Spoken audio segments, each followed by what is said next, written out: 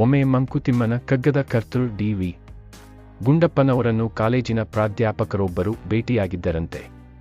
ಆಗ ಡಿ.ವಿ.ಜಿಯವರ ಆರೋಗ್ಯ ಅಷ್ಟೇನೂ ಚೆನ್ನಾಗಿರಲಿಲ್ಲ. ಆದರೆ ಡಿ.ವಿ.ಜಿಯವರು ಗಟ್ಟಿಯಾಗಿ ನಗುನಗುತ್ತಾ ಪ್ರಾಧ್ಯಾಪಕರನ್ನು ಸ್ವಾಗತಿಸಿದರು. ಕಾಫಿ ಟೀ ಕುಡಿಯುತ್ತೀರಾ ಎಂದು ಕೇಳಿದರು. ಅನಂತರ ಪ್ರಾಧ್ಯಾಪಕರ ವೃತ್ತಿಜೀವನದ ಬಗ್ಗೆ ಕುತೂಹಲದಿಂದ ವಿಚಾರಿಸಿದರು. ಪ್ರಾಧ್ಯಾಪಕರ ಉತ್ತರಗಳನ್ನು ಆಸಕ್ತಿಯಿಂದ ಕೇಳಿದರು. ಡಿ.ವಿ.ಜಿಯವರು ಅಯ್ಯೋ, ಬದುಕಿನಲ್ಲಿ ತೊಂದರೆ, ತಾಪತ್ರೆಗಳು, ಅನಾರೋಗ್ಯಗಳು ಇವೆಲ್ಲ ಆಗಾಗ ಬರುವುದು ಸಹಜ. ಅವೆಲ್ಲ ತಾತ್ಕಾಲಿಕವೇ ಹೊರತು ಸಾರ್ವಕಾಲಿಕವಲ್ಲ. ಅವು ಬಂದಾಗ ಕೊಂಚ ತಗ್ಗಿಬಗ್ಗಿ ನಡೆದರಾಯಿತು ಅಷ್ಟೇ. ಸ್ವಲ್ಪ ದಿನಗಳ ನಂತರ ಎಲ್ಲವೂ ಸರಿ ಹೋಗುತ್ತವೆ ಎಂದರು. ಡಿ.ವಿ.ಜಿಯವರ ಉತ್ತರವನ್ನು ಕೇಳಿ ಪ್ರಾಧ್ಯಾಪಕರು ಕೊಂಚ ಕಕ್ಕಾಬಿಕ್ಕಿಯಾದಂತೆ ಕಂಡರು.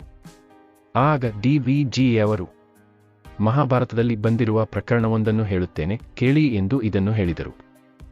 ಸಾಗರಕ್ಕೆ ನೂರಾರು ನದಿಗಳು ಬಂದು ಸೇರುತ್ತವೆ. ಕವಿಯೊಬ್ಬನ ಕಲ್ಪನೆಯ ಪ್ರಕಾರ ಸಮುದ್ರ ಒಬ್ಬ ರಾಜನಾದರೆ ಸಮುದ್ರಕ್ಕೆ ಬಂದು ಸೇರುವ ಎಲ್ಲ ನದಿಗಳು ಆ ರಾಜನ ಪತ್ನಿಯರಂತೆ. ಸಮುದ್ರರಾಜನಿಗೆ ಎಲ್ಲಾ ನದಿಗಳ ಮೇಲೂ, ಅಂದರೆ ತನ್ನೆಲ್ಲಾ ಪತ್ನಿಯರುಗಳ ಮೇಲೂ ಸಮಾನವಾದ ಪ್ರೇಮವಿತ್ತಂತೆ. ಆದರೆ ವೇದಾವತಿ ಎಂಬ ನದಿಯ ಬಗ್ಗೆ ಕೊಂಚ ಅಸಮಾಧಾನ. ಒಮ್ಮೆ ಸಮುದ್ರರಾಜನು ತನ್ನ ಅಸಮಾಧಾನವನ್ನು ಬಹಿರಂಗವಾಗಿಯೇ ವ್ಯಕ್ತಪಡಿಸಿದಾಗ ವೇದಾವತಿಯು ವೇದನೆಯಿಂದ, ನಿಮ್ಮೆಲ್ಲ ಪತ್ನಿಯರನ್ನು ಸಮಾಧಾನದಿಂದಲೇ ನೋಡಿಕೊಳ್ಳುವ ನಿಮಗೆ ನನ್ನೊಬ್ಬಳ ಮೇಲೆ ಏಕೆ ಅಸಮಾಧಾನ ಎಂದು ಕೇಳಿಬಿಟ್ಟಳು. ಆಗ ಸಮುದ್ರರಾಜ, ಉಳಿದ ನದಿಗಳು ತಮ್ಮ ದಡಗಳಲ್ಲಿ ಸಿಗುವ ಏನೇನೋ ವಸ್ತುಗಳನ್ನು, ಕೆಲವೊಮ್ಮೆ ಬೆಲೆ ಬಾಳುವ ವಸ್ತುಗಳನ್ನು ಹೊತ್ತು ತರುತ್ತವೆ. ನಿನ್ನೆರಡೂ ಬದಿಯ ದಡಗಳಲ್ಲಿ ಅನೇಕ ವೃಕ್ಷಗಳಿವೆ. ನೀನು ನನ್ನಲ್ಲಿಗೆ ಬರುವಾಗ ಯಾವುದೇ ಮರದ ಹೂವನ್ನಾಗಲಿ ಹಣ್ಣನ್ನಾಗಲಿ ನನಗೆ ಉಡುಗೊರೆಯಾಗಿ ತರುವುದಿಲ್ಲ. ಹಾಗಾಗಿ ನನಗೆ ನಿನ್ನ ಮೇಲೆ ಅಸಮಾಧಾನ ಎಂದನು.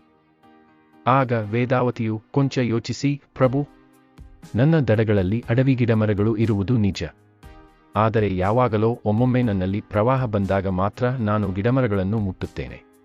ಆದರೆ ಅಂತಹ ಪ್ರವಾಹ ಬಂದಾಗ, ನನ್ನ ರಭಸ ಹೆಚ್ಚಾದಾಗ ಗಿಡಮರಗಳು ನೆಲಕ್ಕೆ ಬಾಗಿ ಮಲಗಿ ಬಿಡುತ್ತವೆ. ಹಾಗಾಗಿ ನನಗೆ ಅವುಗಳ ಹೂ ಹಣ್ಣುಗಳನ್ನಾಗಲಿ ಇಲ್ಲ ಅವುಗಳನ್ನೇ ಆಗಲಿ ಕಿತ್ತು ತರುವ ಅವಕಾಶ ಸಿಗುವುದಿಲ್ಲ. ಪ್ರವಾಹ ಕಡಿಮೆಯಾಗಿ ನೀರಿನ ರಭಸ ಕಡಿಮೆಯಾದಾಗ ಗಿಡಮರಗಳು ಮತ್ತೆ ಎದ್ದು ನಿಲ್ಲುತ್ತವೆ. ಇದರಲ್ಲಿ ನನ್ನ ತಪ್ಪೇನಿದೆ ಎಂದು ಕೇಳಿತಂತೆ. ಆಗ ಸಮುದ್ರರಾಜ, ನಿನ್ನ ದಡದಲ್ಲಿರುವ ಗಿಡಮರಗಳು ಬದುಕಿನಲ್ಲಿ ಬರುವ ತೊಂದರೆ, ತಾಪತ್ರಯಗಳ ಪ್ರವಾಹವನ್ನು ಹೇಗೆ ಎದುರಿಸಬೇಕೆಂಬುದನ್ನು ಕಲಿತಿವೆ ಎಂದು ಹೇಳಿ ಮೆಚ್ಚುಗೆಯನ್ನು ಸೂಚಿಸಿದನಂತೆ. ವೇದಾವತಿಯ ಬಗ್ಗೆ ಅಸಮಾಧಾನವನ್ನು ತೊರೆದನಂತೆ. ಈ ಪ್ರಕರಣ ಎಷ್ಟು ಅರ್ಥಪೂರ್ಣವಾಗಿದೆಯಲ್ಲವೇ? ಕಷ್ಟಗಳು, ತೊಂದರೆ, ತಾಪತ್ರಯಗಳು ಬಾರದಂತೆ ತಡೆಯುವ ಶಕ್ತಿ ನಮಗೆ ಯಾರಿಗೂ ಇಲ್ಲ. ಆದರೆ ಅವು ತಾತ್ಕಾಲಿಕವಾದುದರಿಂದ ಅವು ಬಂದಾಗ ಕೊಂಚ ತಗ್ಗಿಬಗ್ಗಿ ನಡೆಯುವ ಯುಕ್ತಿಯನ್ನು ನಾವು ಬೆಳೆಸಿಕೊಳ್ಳಬಹುದಲ್ಲವೇ?